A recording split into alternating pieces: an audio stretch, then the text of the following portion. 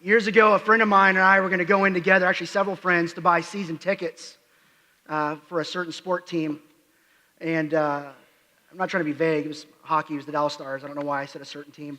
I don't need to protect their identity, but he had this genius idea. He said, hey, at the end of the season, we're going to do it for next season, let's go sit kind of near where we think we're going to sit. And I was like, in my mind, I'm thinking sight lines and stuff like that. He said, no, let's see who the other season ticket holders are. Let's see if there's one of those people sitting around us that, like when you sit next to the person who is the constant color commentator, they weren't hired by the team. They weren't hired by the network to be the color commentator, but they have something to say about everybody. Or for some of us, we have to be aware of who's sitting in front of us. We're vertically challenged, and I don't need Kareem Abdul-Jabbar or Andre the Giant, very dated references sitting in front of me. Like sight lines are important to me. But for my friend, he goes like, I want to know who's sitting around me. That's important to me. And then he took it to the extreme. Like when he bought a house, he went out and he staked out the neighborhood at strategic times of day. He goes, I want to see what it's like right after work. I want to see what that neighborhood's like right before I go to bed. I want to see what it's like in the morning. I want to see what it's like on weekends. Like he staked out this neighborhood. I get probably was stalking because he wanted to see what the neighbors were like, right? He wanted to see, am I moving in around good neighbors? He invested a lot of time into figuring that out. And I've always thought, wouldn't it be great when you buy a seat on a plane, a seat at a game, a house, a hotel room, it showed you, hey, here's who's around you. And at the hotel room, they're a snorer. Sonic snorer. Hey, they're going to stay up late watching a Criminal Minds marathon all night, and hotel walls are thin, beware. Or that guy's going to be a color commentator, or whatever it is. And the thing is, I was thinking about this myself. I found myself thinking, this is a great idea. I want to make sure I pick the best neighbors. And it was amazing to me how kind of cynical my heart is and how selfish my heart is. Instead of thinking, how could I invest all that time and energy of asking, actually the question we're asking in this series, how could I just be the best neighbor possible? How could I just try to get neighboring right? And I know it's important because when Jesus was asked, we talked about it last week, when Jesus was asked, what's most important? He said this in Matthew 22. One of them, an expert in the law, tested him with this question, what's the greatest commandment in the law? At the time they had 600 and they loved debating what's the best and what's not the best. Rather than really thinking, what does it look like to do this? They said, what does it look like to tell you you're getting it wrong? And Jesus said, love the Lord your God with all your heart, with all your soul, with all your mind. This is the first and greatest commandment. And the second is like it. Love your neighbor as yourself. And all the other laws and the prophets hang on these two. And I love that if you came to the FX, the family experience that kids ministry did Friday night, man, they modeled this out so well. What does it look like to love God and love people? 1 and 2, how do you live that out? Because Jesus said, if you want to know what's most important, this is it. Love God and love people. What if he actually meant this? What if this wasn't the great suggestion? What if this wasn't a great Pinterest tip? What if this wasn't just a great even idea? What if he meant we should actually love our neighbors and we should love our actual neighbors? The power and genius of the great commandment is that it's so simple, but extremely powerful. A couple of pastors, actually a group of pastors, were meeting with the mayor of a city, and they were talking about, which is great, churches should do this, and we try to do this to ask people around us, what can we do to contribute to make this a great place to live? How do we make a contribution to our city to help people in need? And they started going down the list. The mayor was listing off all these things, one after another, after another, after another. And finally, he just kind of stopped, and he told this group of pastors, actually, if just everybody could be better neighbors, a lot of this stuff would go away. And then he left, and the pastors looked at each other. So it took the mayor of our city to tell us we should be good neighbors rather than Jesus. Maybe we should take this seriously. The smallest thing, just an act of kindness, an act of service, an act of being a good neighbor, of actually loving our neighbor, could be the smartest thing we do collectively to impact our cities. Last week we talked about it's hard to love your neighbor if you don't know your neighbor's name.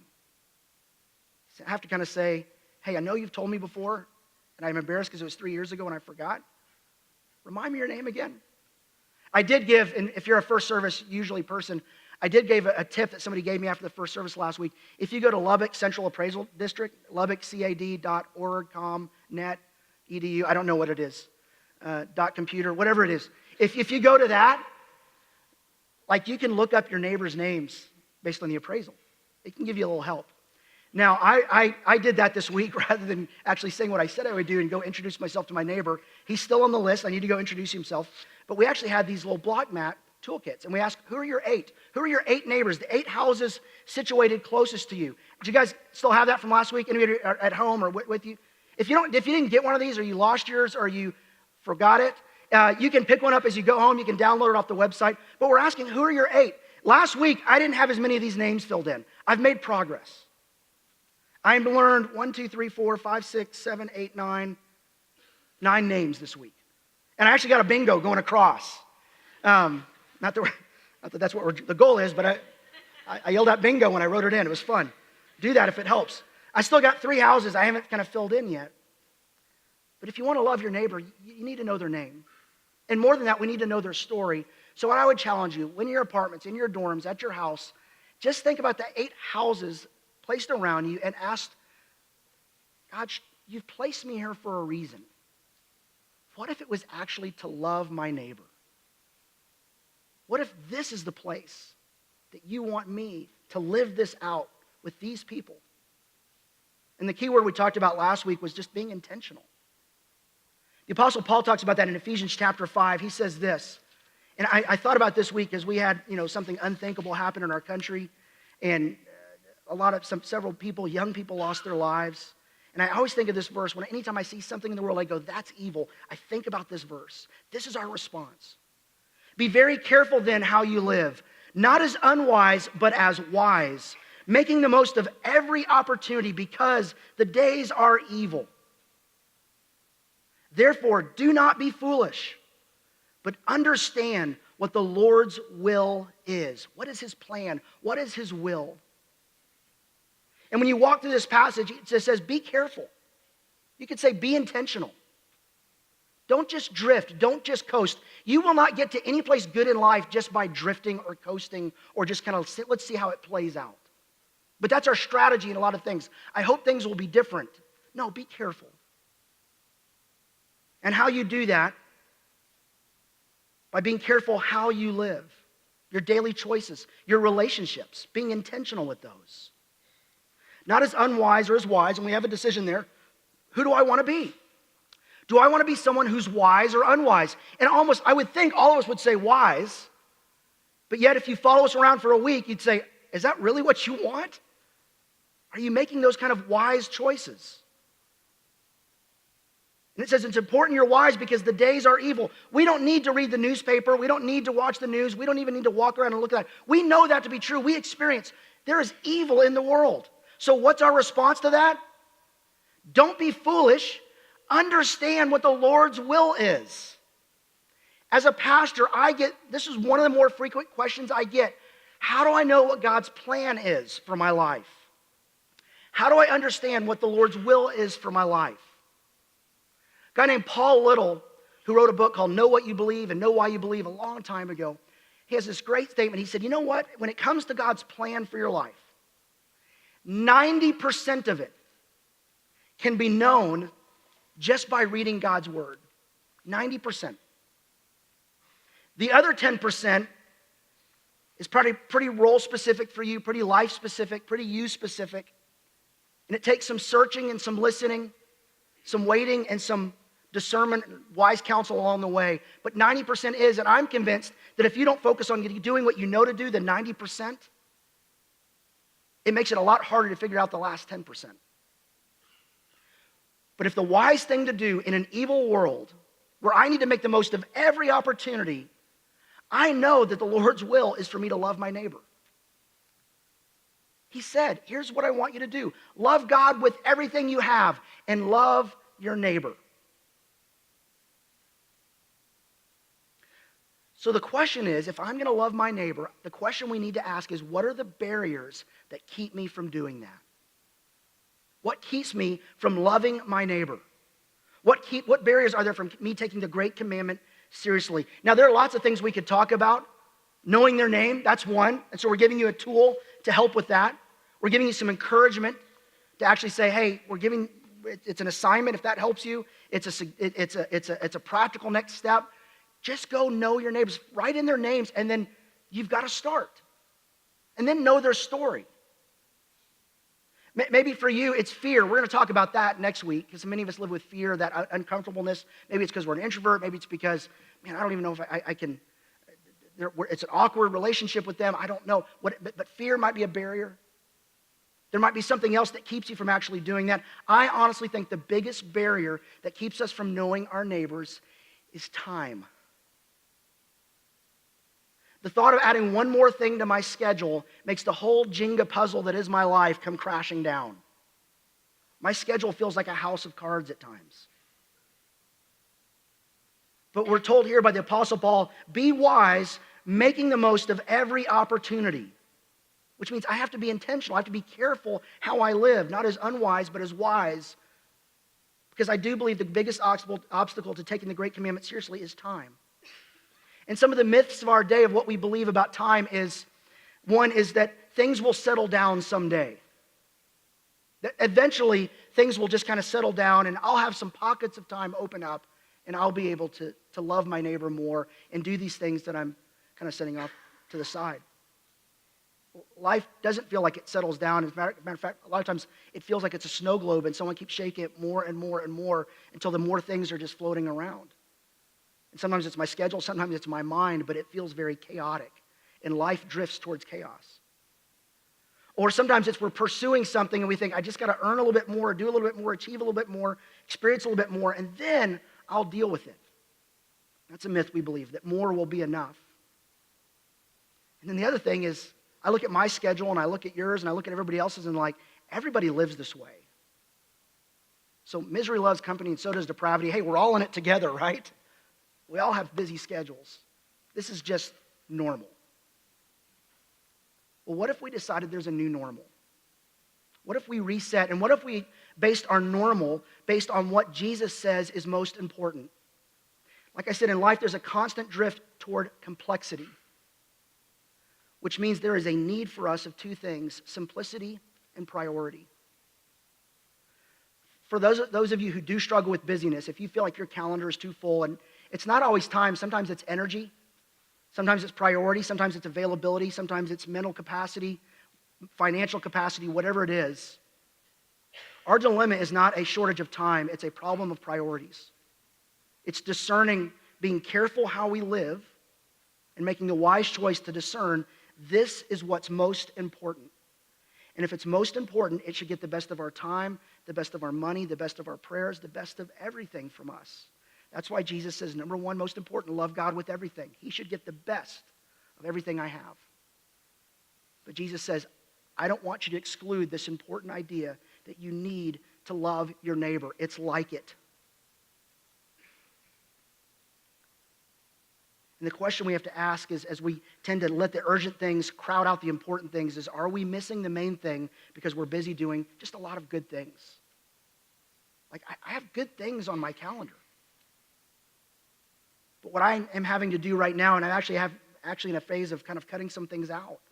We have to learn to say no to some good things so we can say yes to the best things.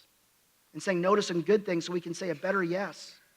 And say yes to some God things, the things that He does have planned for us.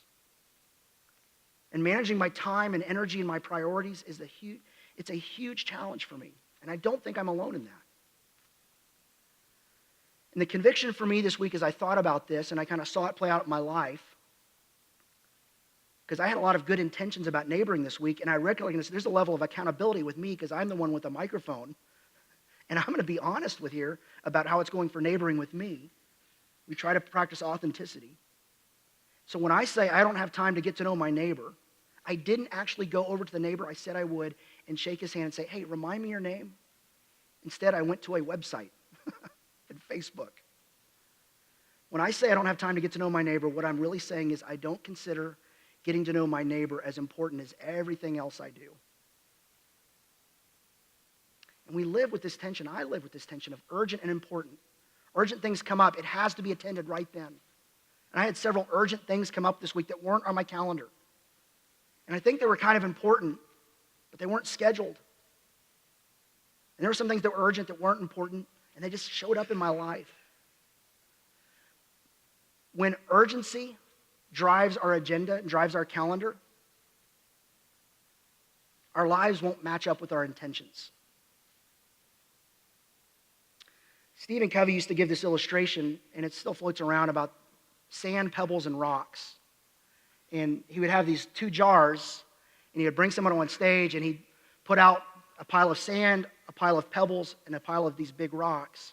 And the big rocks were all labeled with things that are important, like family, faith, community involvement, exercise, sleep, like these big rocks that were important priorities. And then the pebbles represented these things that are commitments that you have to do, like your job and laundry and paying bills and all these things that you have to do. It's just on there.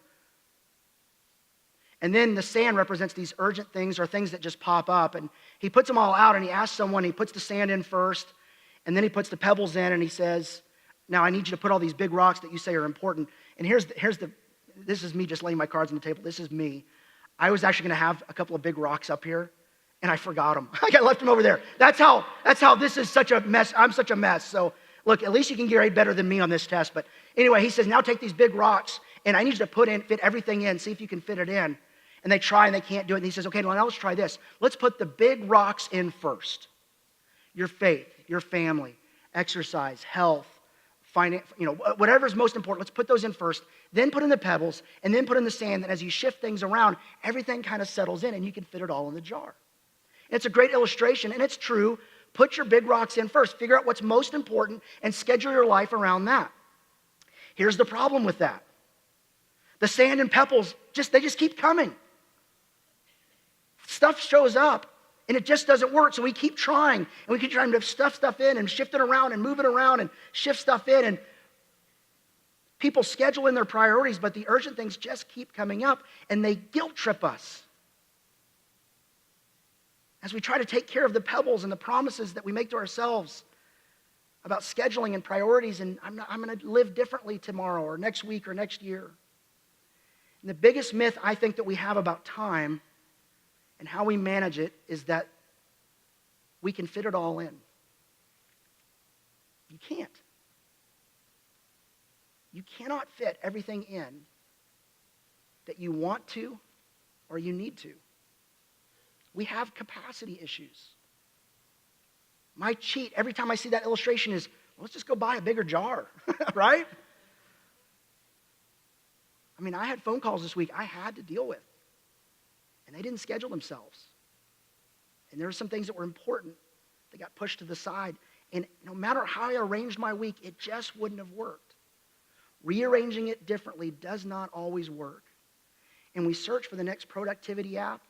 The promise of technology is this would make life simpler, and you would have more time. It has had the reverse effect on our lives, our schedules, our hearts, our finances, our relationships. It's a great tool. But ultimately, the best tool you have with your time is the ability to say yes and no and create some space and margin. At some point, we just have to get rid of some rocks. We have to say no to some good things. And decisions have to be made. And it might be working less. It might be doing that hobby less. It might be less TV. I know one of the things I decided a couple months ago, because I'm just in a tough spot right now, kind of in life, and I'm thinking, I know the best thing I could do is just get the right amount of sleep. Science tells me that. The Bible says resting is important. Why do I think I'm any different? That's got to go on there, and I've got to say, you know what? I'm not going to watch that game. I'll be able to find the score tomorrow. I'm going to say no to that. Chances are the decisions will be very difficult, or else you've already made them. So what is it in your life that if you did less of it, it wouldn't take away from you loving God first and loving people second? and living out the life God has for you? What are some difficult decisions you have to make or might have to make in order to reduce the amount of pebbles and rocks in your life? When Michelangelo, not the Ninja Turtle, the artist, was making the statue of David, there's a famous statue of David that's in, I think it's in Florence, Italy. It was at one point. And it was even positioned with its eyes kind of very intense, facing toward Rome. I don't know if it's some kind of political protest or something, but there was some story about that. But everyone's always held this up. And by the way, it's a full statue, but Michelangelo didn't carve many britches, so I figured we shouldn't show that. Yeah, it might be distracting. So anyway, they asked Michelangelo, and by the way, like there were some other Botticelli, Leonardo da Vinci, were other people like involved with this process, and a young Michelangelo, again the artist, not the Ninja Turtle, was asked to do this, and they asked how he did it, and because he just had this big block of marble, and basically he just said, I took everything on that block of marble that didn't look like a masterpiece, and I just chiseled it away. And when you know what you want your life to look like, there are some things that we want to do that we recognize that's not going to help me be the person God created me to be. And it's hard to take the hammer and chisel and say, that's got to go. And I would implore you to consider Paul's words in Ephesians 5 about live wise. Make the most of every opportunity. Don't be foolish. Know what God's will is. Build your life around what you know God wants you to do and who God has called you to be. I would implore you to build it around what Jesus says is most important, loving God with everything you have and loving your neighbor as yourself. Because everything else hangs on those two. When you build your life around Him and when you think about every activity in your life is shaping you. Parents, everything you put on your kids' calendar is shaping them. And parents, the way you handle your calendar is modeling for them what it looks like to live a life that honors God and loves Him with all and loves people. And you recognize it's shaping you. Look at how you spend your time and ask yourself the question, is this putting the chisel in God's hand to shape me into being His masterpiece, His work of art, as it says in Ephesians 2? You are God's workmanship. And the scheduling of your time, the ordering of your priorities, and a surrendered life to Him is putting the chisel and the hammer in the hands of a master. Jesus got a lot done in life without being hurried. He had time for people and conversations. In fact, sometimes He was even interrupted. There's a great story in Mark 5 about His life where He was going, and this guy named Jairus, who's a temple leader, comes to him, synagogue leader, and comes to him and says, hey, my daughter is dying. Will you help? And he says yes, and he's traveling there, and then a lady comes up who has some health issues, and she kind of tugs on his coat and kind of pulls him aside, and he knows something's going on, and he stops. Imagine the dad who says, come with me, and as he's going, hey, you're getting distracted, stay on target, stay on target. As Jesus turns aside to help this woman. Jesus had time for interruptions. What happens when you're interrupted by something that's important? I've been thinking about this weekend with my kids, and as they would kind of interrupt me with what they think is important, and my response isn't always the same. I recognize, well, but they're important, and I need to be available for interruptions. And what I recognize is the key question I have to ask myself is, am I living at a pace that allows me to be interruptible? To live at a place that allows us to be available to those around us. And I would just say, if you want to neighbor well, it starts with the people who are in the same room next to you. In the room next to you. The people in your house matter most. But Jesus said, if you arrange your life the right way, you can love your neighbor. And it might take you arranging your life around that.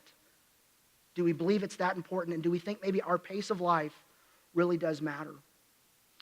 In his book, The Life You Always Wanted, John Ortberg states that hurry is the great enemy of spiritual growth. It's the enemy of the spiritual life. And he kind of coins this term called hurry sickness. And he says the reason is hurry and love aren't compatible. You cannot express love to others. You cannot express kindness to others when you live at a hurried pace. And that's what Jesus models for us. Love always takes time. It often involves interruptions. It involves sacrifice. And we have no better model for that than Jesus himself, who is interrupted, who goes out of his way, who sacrifices, ultimately, even at the cross. Love always takes time. It always takes intentionality. And when we say the word love, we're not talking about the feeling, but the choice and the action. Love your neighbor, even if you don't love your neighbor. And Jesus spoke to the danger of this hurry sickness and its impact on our hearts and our lives. And again, everything you do with your time is shaping you in some way. And you may not have thought about scheduling your life as a spiritual discipline, a spiritual habit, but it is. And, it's interesting, we use time and money with the same language. We budget our time and our money, or at least we should. We spend our time and our money. We invest time. We invest money. They're so similar, but the thing is, you can make more money, but time, you can't go buy a bigger jar. Your time is what it is. We all have 24/7, 365, but one day it'll be over. And when you look back, will you have lived at a pace that allows not just for you to love God and love people, but to allow God to shape you with his love? When Jesus told the parable of the seed and the soil, he talked about this, the word of God and the truth of God is like a farmer who goes out and he puts soil or seed around on the soil, and there's 4 types of soil. And the third type was this: the seed that fell among the thorns stands for those who hear the truth, which might be those of you that are awake right now. It includes you. But as they go on their way, they're choked by life's worries, riches, and pleasures, and they do not mature. How many things of our life has God taught us this truth and we embraced it? But then the pace of life, the ambitions of life, and the priorities of our life come up and they choke the truth out where it doesn't take root in our lives. We go on our way, and life has its way with us. And it kills what God's trying to build. Here's the big idea I want you to think about today. That if you want to take the Great Commandment seriously, you must create space. If you don't build space in your lives to build relationships, it's going to be very hard to love your neighbor well. Neighbors aren't a box to check off. They're people to know, spend time with, be interrupted by, and love. What many of us will need to do in our spiritual life with this and anything else God calls us to oftentimes is to make a calendar change, to take something off our calendar so someone can get on it.